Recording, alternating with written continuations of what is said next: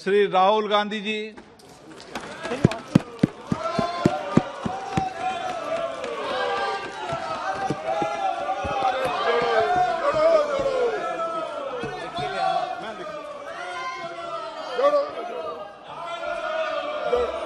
Speaker sir, thank you for allowing me to speak on the President's address. It's an honor for me to be able to speak at this House today.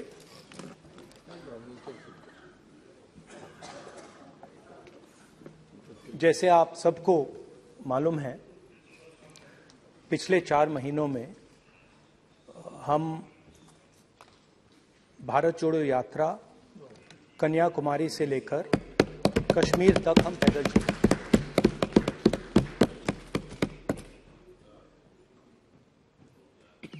3,600 kilometre तकरीबन। और इस यात्रा पे बहुत कुछ सीखने को मिला।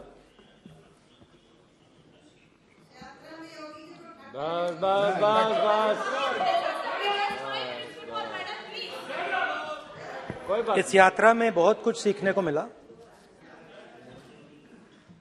और जो जनता की आवाज, हिंदुस्तान की आवाज है, उसको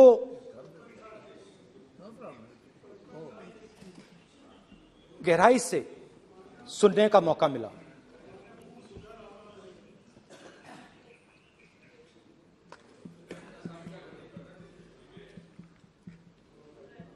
शुरुआत में, यात्रा की शुरुआत में मैंने सोचा था कि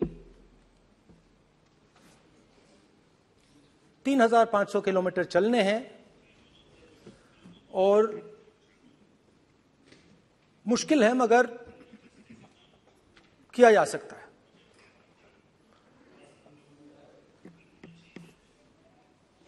आप भी राजनेता हो, हम भी राजनेता हो हैं। हाँ, सेवक कह लीजिए। और नॉर्मली आजकल की राजनीति में जो हमारी पुराना ट्रेडिशन था पैदल चलने का, वो आजकल हम सब लोग, हम भी आप भी, उस ट्रेडिशन को शायद भूल गए या उसका हम पालन नहीं करते। मैं भी उसमें शामिल था, आप भी उसमें शामिल हैं। हम सब, कोई गाड़ी में जाता है, कोई हवाई जहाज में जाता है, कोई हेलीकॉप्टर में जाता है, मगर पैदल कम चलते हैं। ठीक है, ठीक है। और जब पैदल चला जाता है,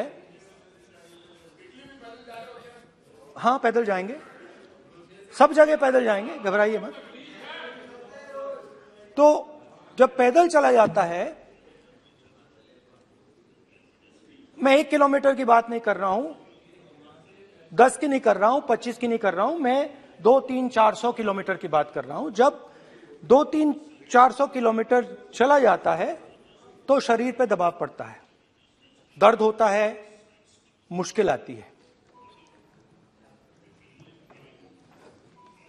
शुरुआत में चलते वक्त लोगों की आवाज सुन रहे थे हम, मगर हमारे दिल में यह भी था कि हम भी अपनी बात रखें। कोई हमारे पास आता था, कहता था कि मैं बेरोजगार हूं, और हमें लगता था कि नहीं, हमें कहना चाहिए कि तुम बेरोजगार क्यों हो, कारण क्या है। उसमें हम विपक्ष का रोल भी प्ले कर लेते थे, आपकी भी बुराई कर देते थे। नहीं, वो तो है, वो भी करेंगे, हम भी करेंगे। मगर थोड़ी देर चलने के बाद एक बदलाव आया और जो हमारी आवाज थी, जो ये डिजायर था बोलने का कि भैया बेरोजगारी इसलिए है, महंगाई इसलिए है, वो बिल्कुल बंद हो गई। क्योंकि हमने इतने लोगों से बात की, मतलब हजारों लोगों से बात की, बच्चों से, बुजुर्गों से, महिलाओं से, माताओं से, बहनों से, कि थोड़ी देर बाद ये बिल्कुल आवाज बंद हो गई। और फिर हम गहराई से, और मैं खुल के कह सकता हूं, मैंने तो अपनी जिंदगी में इस प्रकार से कभी पहले सुना ही नहीं था। क्योंकि हम सब में थोड़ा सा अहंकार होता है कि हम ही बता दें, अपनी बात रखते।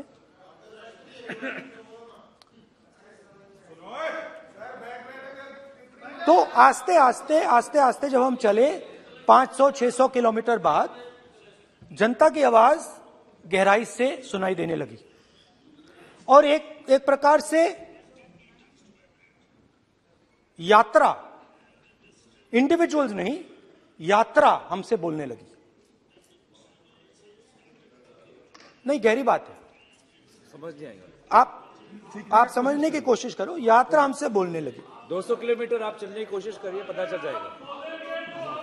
और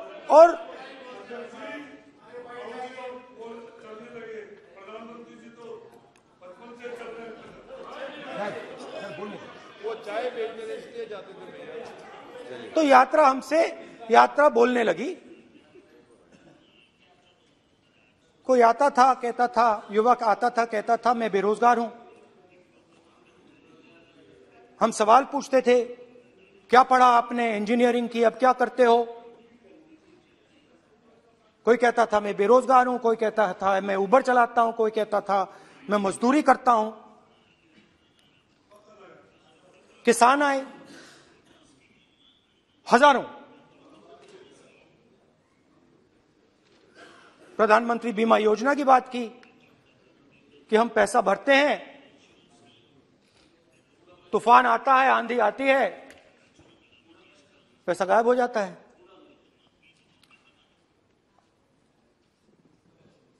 किसानों ने यह भी कहा कि हमारी जमीन छीन ली जाती है, हमें सही रेट नहीं मिलता। जमीन अधिग्रहण बिल जो था वो लागू नहीं होता। आदिवासियों ने कहा, वनवासियों ने नहीं, आदिवासियों ने, कि जो ट्राइबल बिल में हमें दिया जाता था वो आज छीना जा रहा है। तो बहुत सारी चीजें हमको सुनने को मिली, मगर मेन थ्रस्ट, अगर मैं कहूं, मेन थ्रस्ट बेरोजगारी, महंगाई और किसान।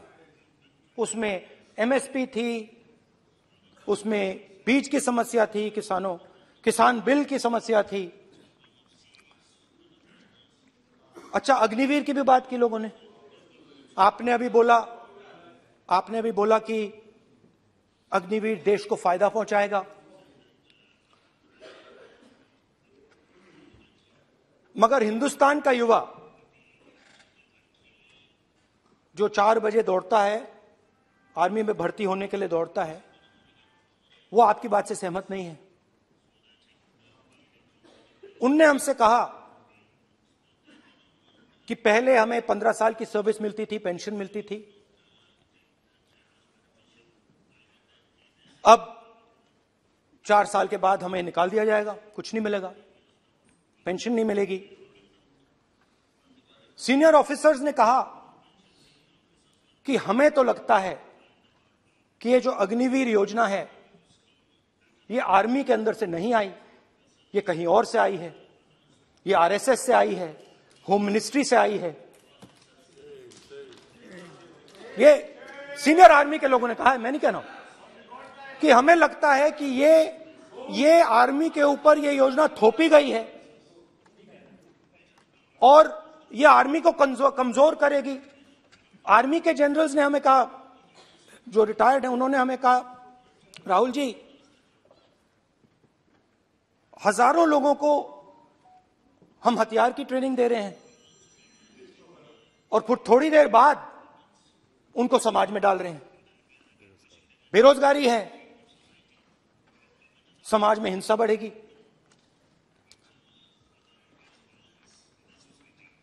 तो उनके मन में था कि ये जो अग्निवीर योजना जो है,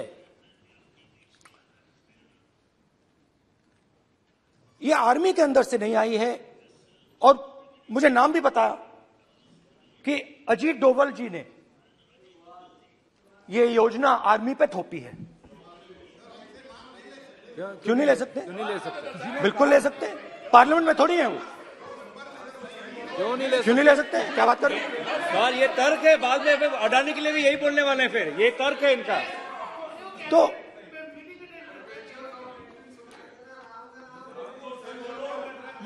इंटरेस्टिंग बात यह है कि मैंने फिर प्रेसिडेंट्स एड्रेस पढ़ा। देश के सब युवा अग्निवीर अग्निवीर अग्निवीर अग्निवीर बोल रहे हैं, कह रहे हैं कि ये आर्मी के ऊपर थोपा गया है, हमें नहीं चाहिए। आर्मी के लोग कह रहे हैं हमें नहीं चाहिए। जैसे मैंने कहा, आर्मी को लगता है कि होम मिनिस्ट्री ने इनके ऊपर थोपा है, आरएसएस ने ये उनके ऊपर थोपा है। तो ये आवाजें आ रही हैं। अब मैंने आपका बैठिए, अब बैठिए, कौन सा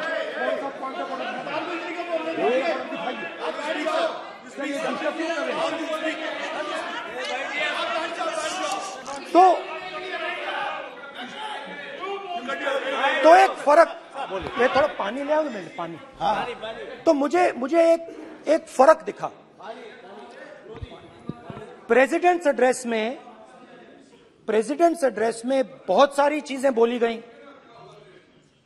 अग्निवीर के लिए एक लाइन थी, एक शब्द, एक बार अग्निवीर शब्द का प्रयोग किया गया और वो भी अग्निवीर योजना हमने दी, उससे ज्यादा कुछ नहीं बोला।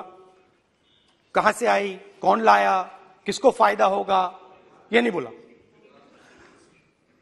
बेरोजगारी शब्द ही नहीं था उसमें। आपने देखा होगा, बेरोजगारी शब्द ही नहीं था प्रेसिडेंट एड्रेस में। महंगाई शब्द ही नहीं था। तो जो यात्रा में हमें सुनने को मिला, अग्निवीर, महंगाई, किसान, बेरोजगारी, प्रेसिडेंट एड्रेस में था ही नहीं।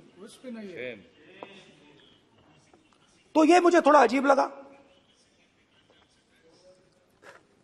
कि जनता कुछ कह रही है और प्रेसिडेंट एड्रेस में कुछ और सुनाई दे रहा है। अच्छा, एक और चीज हमें बताई गई। तमिलनाडु से लेकर केरला, महाराष्ट्र, मध्य प्रदेश, सब जगह एक नाम सब जगह हमें सुनने को मिला, अदानी। यह नाम पूरे हिंदुस्तान में, केरल में, तमिलनाडु में, महाराष्ट्र, कर्नाटका, हिमाचल, कश्मीर, सब जगह अदानी अदानी अदानी अदानी अदानी।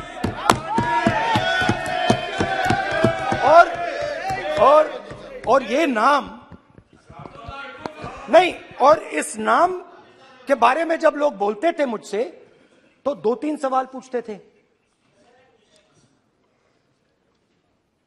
ये पूछते थे कि ये जो अदानी जी हैं, ये किसी भी बिजनेस में घुस जाता है, ये सफलता प्राप्त कर जाता है, ये कभी फेल नहीं होता। और युवाओं ने मुझसे यह सवाल पूछा कि भाई ये हो क्या रहा है, हम भी सीखना चाहते हैं। मोदी जी ने कहा स्टार्टअप करो, हम भी अदानी जी जैसे बनना चाहते हैं। तो भैया किसी भी बिजनेस में घुस जाओ और एकदम सक्सेस हो जाए। यह पहला सवाल था। दूसरा सवाल था कि ये अदानी जी हैं, ये किसी भी बिजनेस में घुस जाते हैं। पहले ये 1-2 बिजनेस करते थे, अब ये 8-10 सेक्टर्स में काम करते हैं। Airports, data centres, cement, solar energy, wind energy, aerospace and defence, consumer finance, renewables, media. तो उन्होंने मुझसे पूछा कि राहुल जी, हाँ वेट करो, हाँ, धन्यवाद। पोर्ट्स की बात भी थी। ये भी सवाल पूछा कि भैया एक बात बताइए, राहुल जी बताइए हमें कि अदानी जी का जो नेटवर्थ है वो 3 साल के अंदर, नहीं सॉरी, 2014 से लेकर 2022 तक ये $8 बिलियन से $140 बिलियन कैसे हो गया? कैसे हुआ? मोदी है तो मुमकिन ये 2014 में अगर आप दुनिया की, मुस्कुरा रहे हैं आप, बीजेपी में है ना आप, तो ये लिस्ट आती है, एक लिस्ट आती है दुनिया के सबसे अमीर लोगों की। इस पे ये 609 नंबर पे थे 14 में। 609 पीछे बिल्कुल। पता नहीं जादू हुआ, दूसरे नंबर पे पहुंच गए। मोदी है तो मुमकिन है।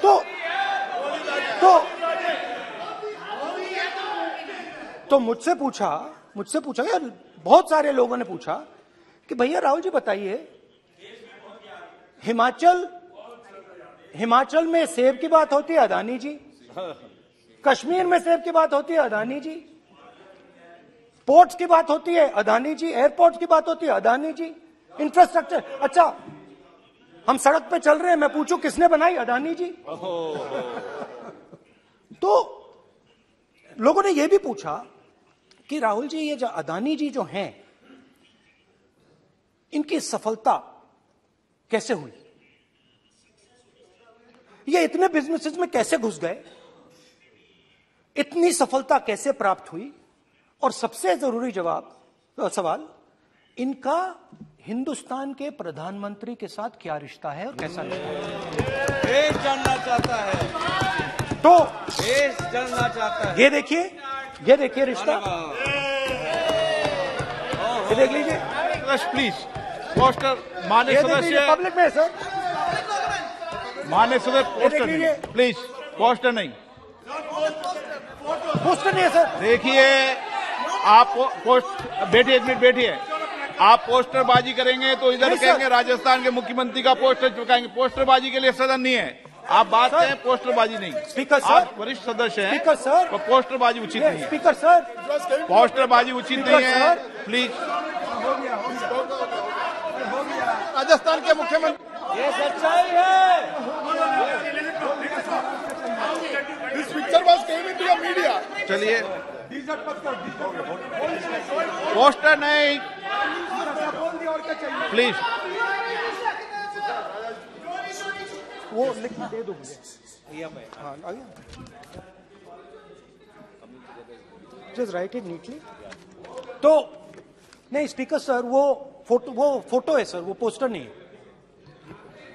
आप वरिष्ठ सदस्य हैं, प्राइम मिनिस्टर की फोटो है सर, उसमें बहुत उनका अच्छा चेहरा दिख रहा है। उनके वहां पे उनके पीछे अदानी का लोगो है, अदानी जी के हवाई जहाज में घुस रहे हैं। तो मैंने सोचा कि आज के प्रेसिडेंट्स एड्रेस में मैं थोड़ा जो नरेंद्र मोदी जी का और अदानी जी का रिश्ता है उसके बारे में आपको थोड़ा बता देता हूं। प्लीज बताइए। तो वो आप बता देना।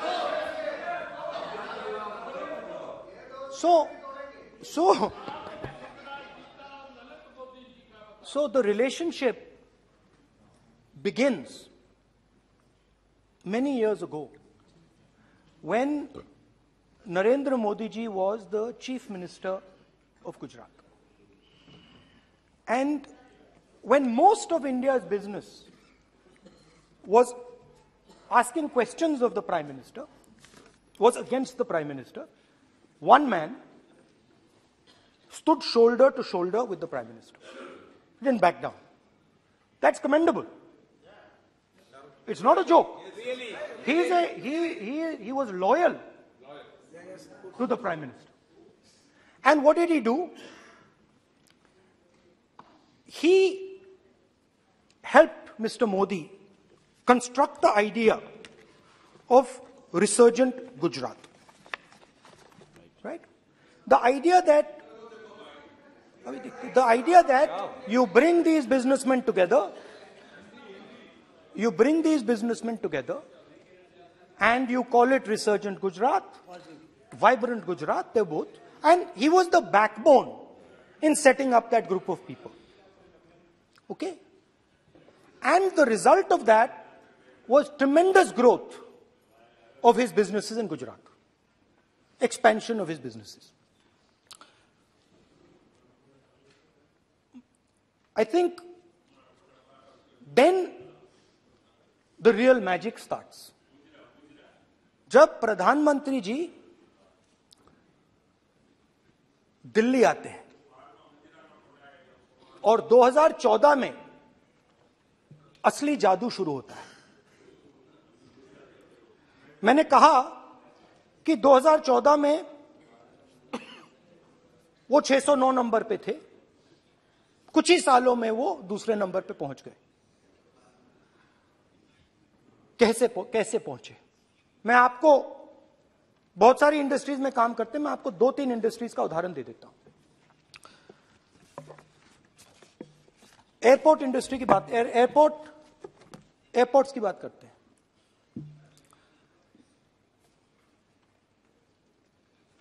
कुछ साल पहले सरकार ने हिंदुस्तान के एयरपोर्ट्स को डेवलप करने के लिए दिया। नियम था, there was a rule that anybody who does not have prior experience in airports cannot be involved in development of these airports. नहीं, गलत नहीं बोल रहा हूं।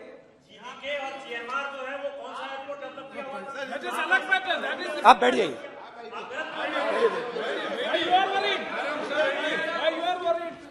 अडानी के डिफेंस में आ गए सर। देखिए, अरे माननीय सदस्य प्लीज मेरी बात सुनो। तो 1 मिनट मेरी बात सुनो। ये एक मिनट बात सुनेंगे। ये संसद है, अपन किस दिशा पर चर्चा कर रहे हैं ये देश देख रहा है।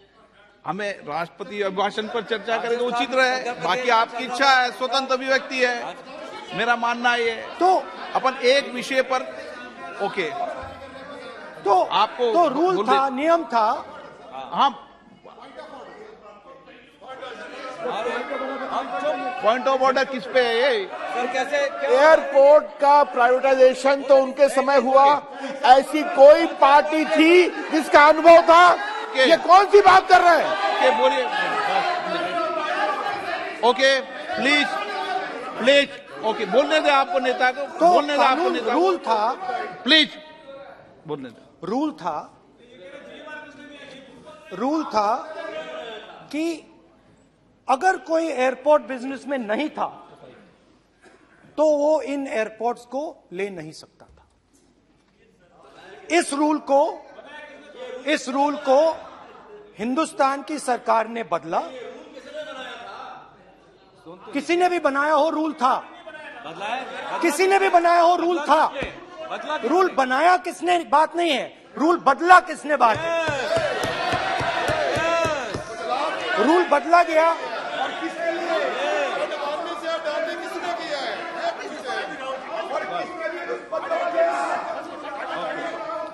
रूल बदला गया।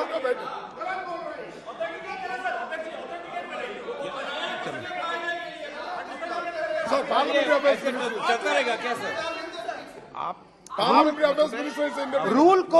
रूल को बदला गया।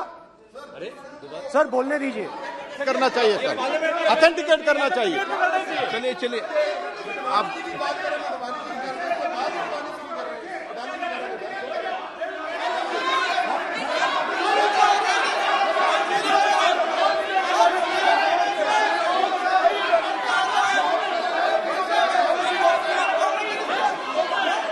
रूल बदला गया सर, स्पीकर सर।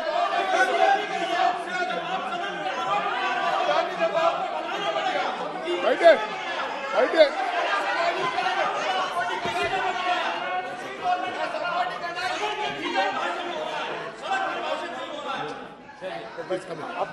तो ये रूल बदला गया। उस समय मीडिया में इसके बारे में चर्चा हुई थी। रूल बदला गया और अदानी जी को 6 एयरपोर्ट्स दिए गए। उसके बाद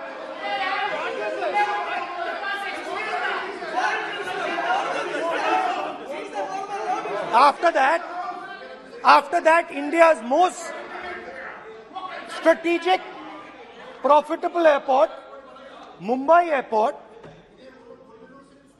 was taken away by GVK, hijacked by using the agencies. The agencies को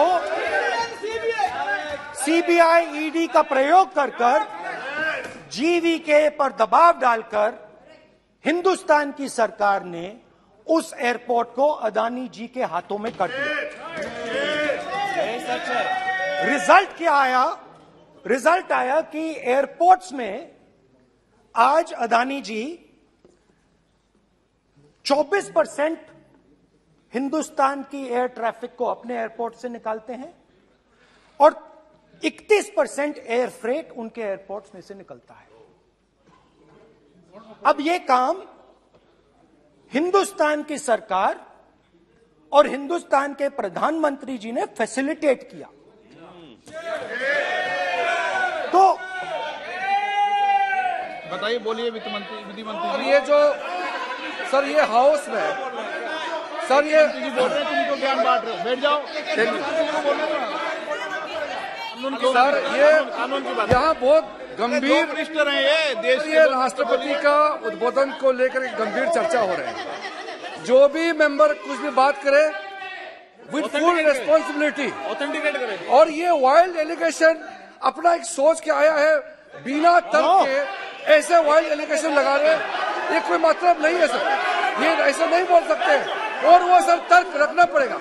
अगर एलिगेशन लगा रहे हैं तो आपको पूरा डॉक्यूमेंट प्रूफ के साथ आपको रखना पड़ेगा। दे देंगे आप ऐसे बातें नहीं दे कर सकते। देंगे और ये गंभीरता को समझिए, ये डॉक्यूमेंट्री प्रूफ दे देंगे। अब आपने जो पिछले स्पीकर थे उन्होंने फॉरेन पॉलिसी की बात की, हम भी फॉरेन पॉलिसी की बात करते हैं। चलिए डिफेंस से शुरू करते हैं। बहुत ऑप्शंस है, आप बताइए कहां से शुरू करें। बिजली, डिफेंस, बहुत ऑप्शंस है। Defence, let us start with defence. अब डिफेंस में अदानी जी का कोई एक्सपीरियंस नहीं था, जीरो एक्सपीरियंस। कल मैंने प्रधानमंत्री को HAL में देखा। प्रधानमंत्री जी ने कहा कि गलत आरोप लगाया, मगर रियलिटी तो यह है कि HAL का जो कॉन्ट्रैक्ट था 126 हवाई जहाजों का, वो अनिल अंबानी को चला गया और अनिल अंबानी बैंकरप्ट हो गया। वहां भी फैसिलिटेशन था। अब देखिए, और ये जो फ्यूचर एंटरप्रेन्योर्स हैं, जो बिजनेस स्कूल हैं, हार्वर्ड यूनिवर्सिटी जैसे स्कूल हैं, इनको इसका केस स्टडी, इसकी केस स्टडी बनानी चाहिए, शायद बने। How to use government power to build individual businesses, case study.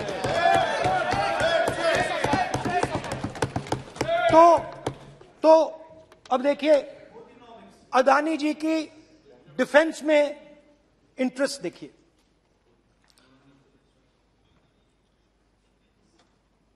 Elbit company के साथ हिंदुस्तान में अदानी जी ड्रोन्स बनाते हैं। ड्रोन्स को हिंदुस्तान की एयरफोर्स, आर्मी, नेवी के लिए रीफिट करते हैं। अदानी जी ने यह काम कभी नहीं किया है पहले। HAL ये काम करती है। हिंदुस्तान में और भी कंपनीज हैं जो ये काम करती हैं, मगर प्रधानमंत्री जी इजरायल जाते हैं और उसके एकदम बाद अदानी जी को ये कॉन्ट्रैक्ट मिल जाता है, मगर एक नहीं मिलता। ये मत सोचिए कि ये सिर्फ एक कंपनी की बात हो रही है, ये इंडस्ट्रीज की बात होती है यहां पे। जैसे मैंने आपको दिखाया, एयरपोर्ट का पूरा सिस्टम उठा के ले गए, 30% मार्केट शेयर एयरपोर्ट में ले गए, वैसे ही डिफेंस में करा। तो 4 डिफेंस की इनके पास कंपनीज हैं, ये काम इन्होंने कभी नहीं किया। स्मॉल आर्म्स, जिसमें टवॉर है जो हमारी स्पेशल फोर्सेस यूज करती है, आर्मी यूज करती है, जिसमें गलील स्नाइपर राइफल है, ये सब अदानी जी बनाते हैं। सीधा स्ट्रेट इजरायल में प्राइम मिनिस्टर जाते हैं, प्राइम मिनिस्टर के साथ वहां पे मतलब बीच में पैदल चलते हैं और फिर जादू से पीछे से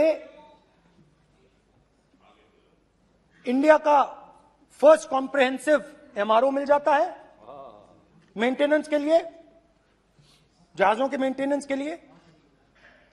स्मॉल आर्म्स का बिजनेस मिल जाता है, इजरायली जो ड्रोन्स हैं उसका बिजनेस मिल जाता है। मतलब जो हिंदुस्तान और इजरायल का डिफेंस का रिश्ता है वो पूरा का पूरा अदानी जी के हाथ में चला जाता है, खत्म कहानी।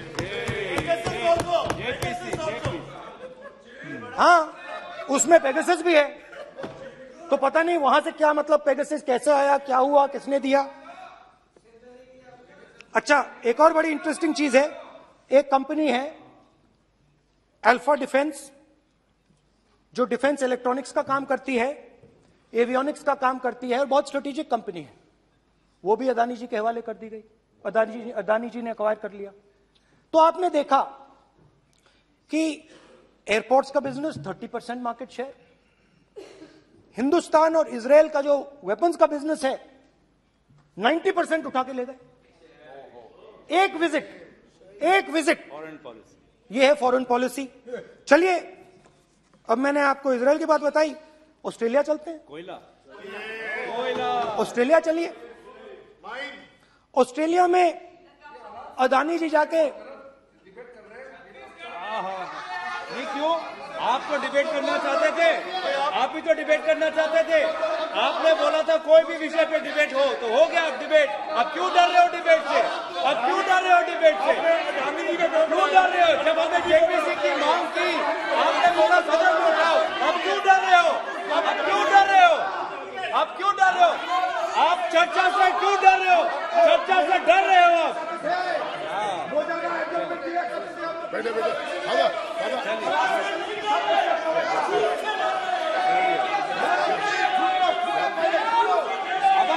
अब सुनना पड़ेगा, अब सुनना पड़ेगा, अब सुनना पड़ेगा। ऑस्ट्रेलिया जाते हैं, प्रधानमंत्री ऑस्ट्रेलिया जाते हैं।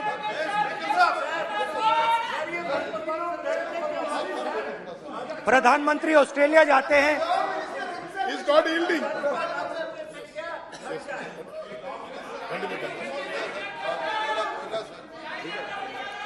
ऑस्ट्रेलिया जाते हैं। क्या नंबर बताएं? 369। सर ये क्या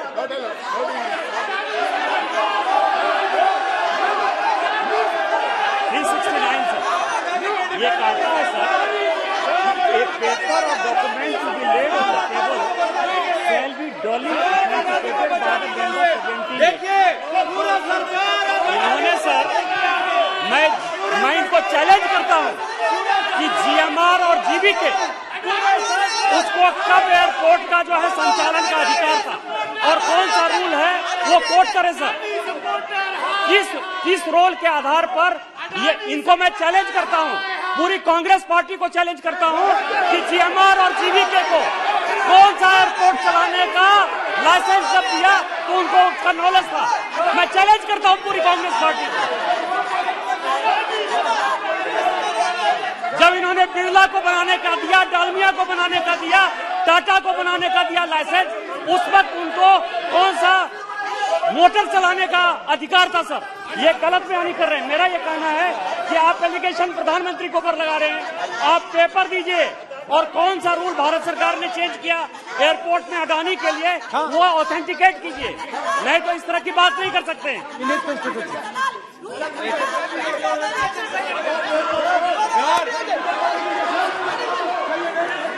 करना पड़ेगा, ऑथेंटिकेट करना पड़ेगा। राहुल गांधी जी, आपको ऑथेंटिकेट करना पड़ेगा। आप ऐसा नहीं बोल सकते हवा में, आप हवा में बोल रहे हो और प्रधानमंत्री जी पर आरोप लगा रहे हो। आपको ऑथेंटिकेट करना ही पड़ेगा। आप ऐसे ही बोल रहे हो कि जीएमआर का जीवीके के समय रूल था, कहा था रूल? कोई रूल नहीं था। आपको यू हैव टू ऑथेंटिकेट, और ऑथेंटिकेट करके ही रखना पड़ेगा आपको। पहले रखिए और उसके बाद आगे बात करने देंगे, नहीं तो माफी मांगिए देश से। आप प्रधानमंत्री जी पर आरोप लगा रहे हैं, सर बोलने दीजिए। अनाप शनाप आरोप लगा रहे हैं, बिना किसी डॉक्यूमेंट के आरोप लगा रहे हैं प्रधानमंत्री जी पे। रूल 353 सर, रूल 353 किया है sir, no allegation of defamatory और incriminatory nature shall be made unless you have given notice. छोड़िए, वो तो प्रधानमंत्री के खिलाफ एलिगेशन लगा रहे हैं बिना नोटिस दिए, बिना कोई डॉक्यूमेंट दिए। सर ये रिकॉर्ड पर नहीं आना चाहिए सर, ये बिल्कुल रूल का उल्लंघन है। और क्या क्या बातें वो कह रहे हैं सर, मैं उसको रिपीट नहीं करना। Reckless allegation, baseless allegation, in violation of rules, sir ये स्वीकार नहीं होना चाहिए। ओके सर, लेट अस एक सब बैठिए। ऑस्ट्रेलिया पीएम जाते प्लीज हैं। बैठिए, आप प्लीज बैठिए। वरिष्ठ वकील साहब बैठिए। ऑस्ट्रेलिया जाते हैं। एक मिनट राहुल जी, एक मिनट। नियम 369 भी मैंने देखा है, 333 भी देखा है। मेरा आग्रह है, सदन भारत की संसद है, हम एक ही विषय पर सारी राष्ट्रपति की चर्चा लगाए, ये उचित है क्या? फिर आपको बोलना बोले नहीं, स्पीकर गलत तरीका है। राहुल गांधी जी, आप बोल नहीं, गलत तरीका है। क्या देश को संदेश देना चाहते हैं आप? क्या संदेश देना चाहते हैं देश को? चलिए राहुल गांधी जी। ऑस्ट्रेलिया में प्रधानमंत्री जाते हैं। आप बोलिए सर, स्पीकर सर, प्रधानमंत्री जी ऑस्ट्रेलिया जाते हैं और जादू से State Bank of India $1 billion loan Adani ji को ऑफर कर दिया।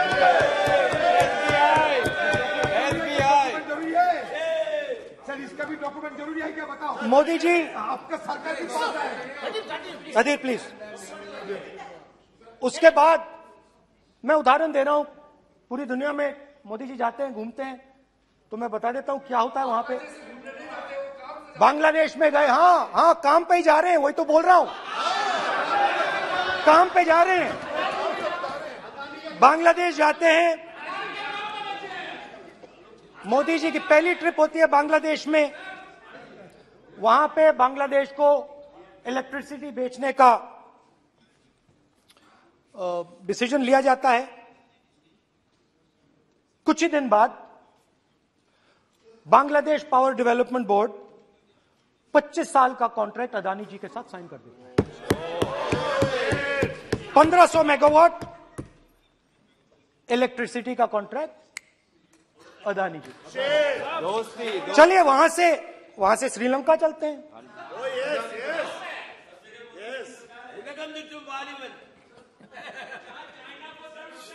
जून 2022 में Chairman of Sri Lanka's Ceylon Electricity Board, MMC Fernando, informed a parliamentary committee in Sri Lanka in open hearing that he was told by President Rajapaksa that PM Modi pressured him to give the wind power project directly to Mr. Adani.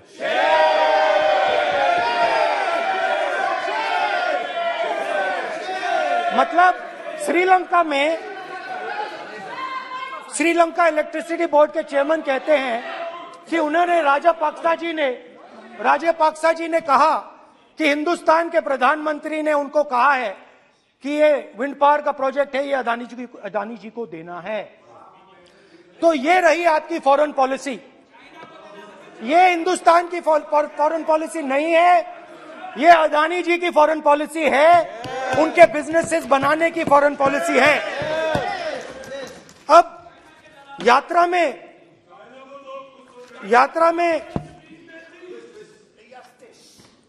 में मुझसे 2-3 और सवाल पूछे गए। यात्रा में लोगों ने मुझसे पूछा, राहुल जी ये जो LIC कंपनी है, इसका पैसा अदानी जी की मदद करने के लिए क्यों डाला जा रहा है? उन्होंने यह भी पूछा कि अदानी जी के जो शेयर्स हैं बड़े वोलेटाइल हैं, उसमें LIC का पैसा क्यों डाला जा रहा है? तो मेरा कहना है कि एक सेकंड, मेरा कहना है कि अदानी जी की मदद प्रधानमंत्री जी और हिंदुस्तान की सरकार कैसे करती है? हजारों करोड़ रुपए हिंदुस्तान के public sector banks Adani ji को मिलता है। 27,000 करोड़ रुपए SBI, PNB 7,000 crore, bank of Baroda 5,500 crore, ये मैं लिस्ट चलती जाएगी। LIC का एक्सपोजर 36,000 करोड़ रुपए, 3 crore SBI and other PSU bank holders. Money is going to Mr. Adani and to finance.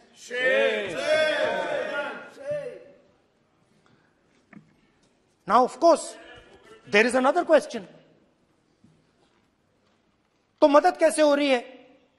Hindustan के पब्लिक सेक्टर बैंक्स का पैसा, LIC का पैसा नरेंद्र मोदी जी, अदानी जी को दिया जा रहा है।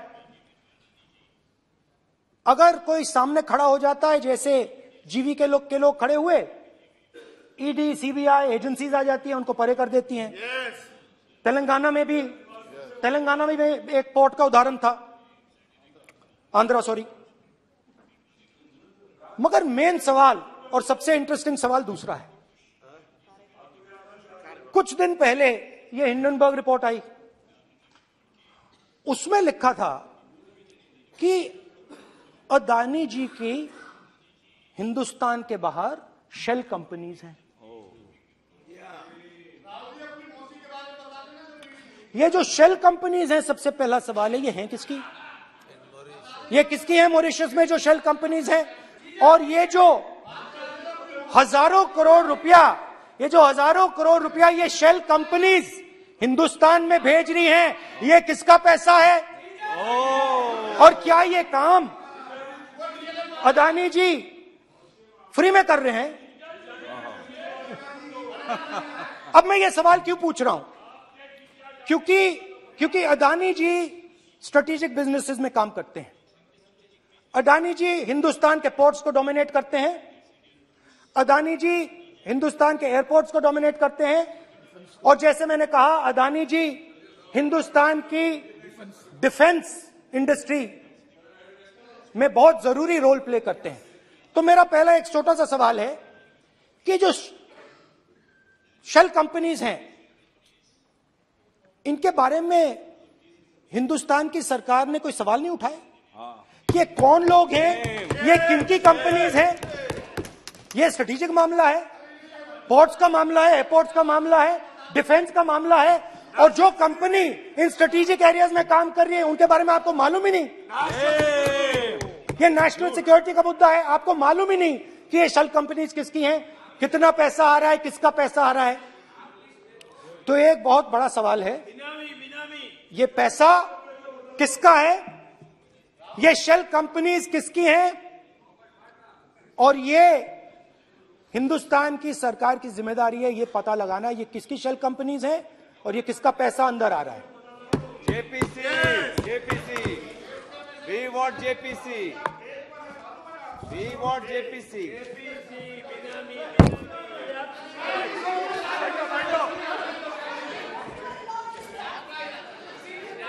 अच्छा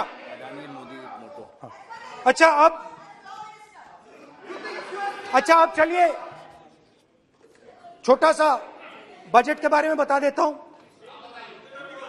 2022 में अदानी जी अनाउंस करते हैं कि वो $50 बिलियन इन्वेस्ट करेंगे to build the world's largest green hydrogen ecosystem. और इस बजट में बीजेपी की सरकार निर्मला सीतारमण जी कहती हैं हम ग्रीन हाइड्रोजन के लिए बहुत ह्यूज इंसेंटिव्स देंगे। 19,700 करोड़ रुपए हम ग्रीन हाइड्रोजन के लिए देंगे, मतलब अदानी जी को देंगे। जुगलबंदी अदानी बजट में अदानी जी के लिए 50 नए airport, coastal shipping, horticulture, grain storage, ये सब काम आप कर रहे हैं। तो मेरे सिर्फ कल प्रधानमंत्री जी आज कल भाषण देंगे, मेरे उनसे 2-3 छोटे से सवाल हैं। मेरा प्रधानमंत्री जी से 2-3 सवाल हैं।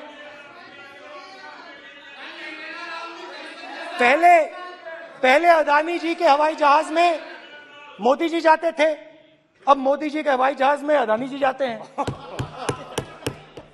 पहले लोकल मामला था, फिर नेशनल मामला हो गया, उसके बाद इंटरनेशनल मामला हो गया। अदानी जी के लिए बोरिस जॉनसन का बेटा काम करता है, आपको पता नहीं मालूम है या नहीं मालूम? भाई सॉरी, नहीं बेटा भी, भाई काम करता है। तो ये मामला पहले गुजरात का मामला था, फिर ये हिंदुस्तान का मामला हुआ, अब ये इंटरनेशनल मामला हो गया है। तो मेरा सवाल प्रधानमंत्री जी से, और सिंपल सवाल है, प्रधानमंत्री जी आपकी फॉरेन ट्रिप्स पे अदानी जी और आप कितनी बार एक साथ गए? Adani ji, how many times did you travel together with Adani ji? How many times did Adani ji join you later on a visit? How many times did Adani ji travel to a country immediately after you did? Good question. And in how many of these countries after you visited did Adani ji get a contract? Good question. Also an important question, जरूरी सवाल। अदानी जी ने BJP को पिछले 20 साल में कितने पैसे दिए हैं?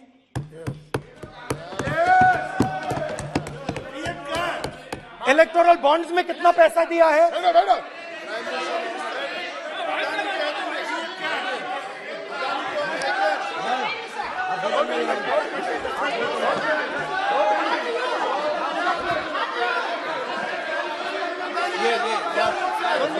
And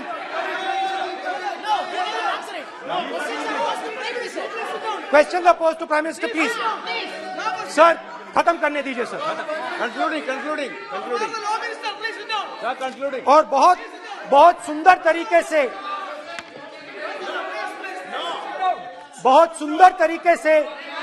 वो और मैं सिर्फ इतना कहना चाहता हूं, राहुल जी अभी आप सीनियर एमपी हो गए हैं, आप एक सीनियर एमपी हो चुके हैं। हम लोग एक्सपेक्ट करते हैं कि इस सदन का सदस्य होने के नाते जो भी बातें आप करेंगे गंभीरता से आप बात करेंगे। बाहर आप जो भी भाषण देते हैं हम लोग उसको रोक नहीं सकते हैं। इस सदन के अंदर में जो भी बात कही जाती है पूरा गंभीरता के साथ, प्रमाण के साथ कहे जाना चाहिए, ये परंपरा है। और राहुल जी ने कहा कि प्रधानमंत्री विदेश घूमने जाते हैं। तो मैंने आज वो जो युवाओं ने मुझसे सवाल पूछा था कि अदानी जी की इतनी बिजनेस एक्यूमेंट कहां से आई, इतने अलग अलग सेक्टर्स में अदानी जी ने कैसे सक्सेस प्राप्त की, अदानी जी के बारे में पूरी दुनिया को स्टडी करनी चाहिए, हार्वर्ड यूनिवर्सिटी को स्टडी करनी चाहिए कि पॉलिटिक्स के बीच में और बिजनेस के बीच में कैसा रिश्ता होता है। India is a case study and Prime Minister Narendra Modi should be given a gold medal in this. Now, बहुत अच्छी तरह बीजेपी के जो पिछले स्पीकर थे उन्होंने मेरे भाषण को इंकैप्सुलेट किया मेरे लिए। बहुत अच्छी तरह आपने जो मैं सोच रहा था आपने उससे और भी अच्छी तरीके से बोल दिया। Coming together is a beginning, keeping together is progress, working together is success. Adani ji and Narendra Modi ji, thank you.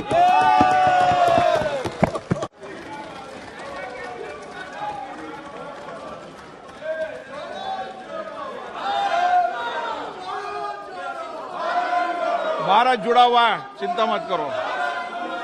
Shrimati Kanimozhi, माननीय सदस्य मैं आग्रह कर सकता हूं, सदन आपका है। कोई अपनी यात्रा पर चर्चा करता है, कोई करता है, अच्छी हो राष्ट्रपति अभिभाषण पर चर्चा करो आप, तो ठीक लगेगा।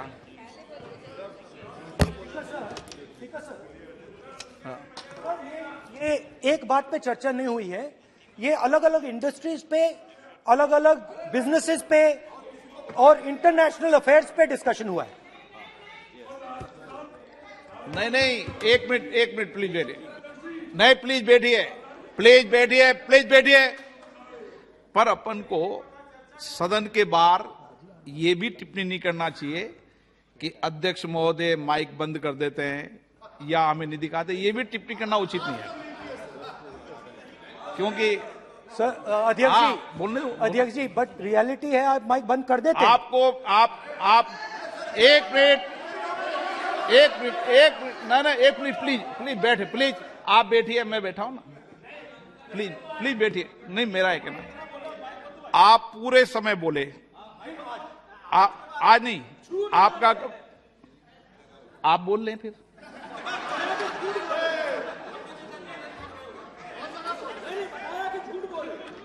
आप पूरे, ठीक है, थैंक यू। कनिमोजी जी।